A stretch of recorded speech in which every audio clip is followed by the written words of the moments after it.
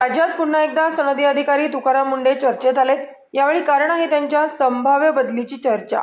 आपल्या कडक आणि कुठलीही तडजोड न करणाऱ्या कामाच्या शैलीमुळे ओळखले जाणारे तुकाराम मुंढे यांची काही दिवसांपूर्वी अन्न व औषध प्रशासन म्हणजेच एफडीएच्या आयुक्तपदी नियुक्ती झाली। पदभार स्वीकारताच त्यांनी राज्यभर भेसळखोर आणि नियम मोडणाऱ्यांविरोधात जोरदार कारवाई सुरू केली। अगदी काही दिवसातच कोट्यवधी रुपयांचा भेसळयुक्त माल जप्त करण्यात आला। बनावट औषधे, निकृष्ट दर्जाचे अन्नपदार्थ आणि नियमभंग करणाऱ्या व्यावसायिकांवर कठोर कारवाई करण्यात आली। त्यामुळे अनेक व्यावसायिकांमध्ये खळबळ उडाली आहे। याच पार्श्वभूमीवर आता तुकाराम मुंढे यांच्या बदलीच्या चर्चांना वेग आलाय।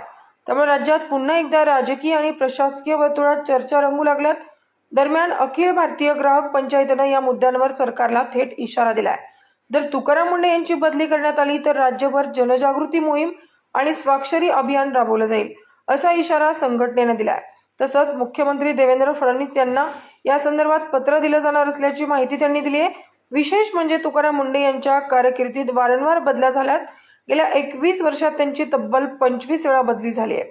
अनेकदा एखाद्या पदावरील कार्यकाळ पूर्ण होण्याआधीच त्यांना दुसऱ्या ठिकाणी पाठवण्यात आल्याचं दिसून आलं।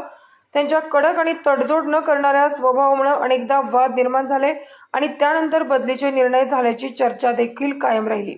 मात्र सध्या एफडीए मध्ये सुरू असलेल्या धडक कारवायांच्या पार्श्वभूमीवर त्यांच्या बदलीच्या चर्चांना उधाण आलं असलं तरी सरकारकडून याबाबत अद्याप कोणतीही अधिकृत घोषणा करण्यात आलेली नाहीये।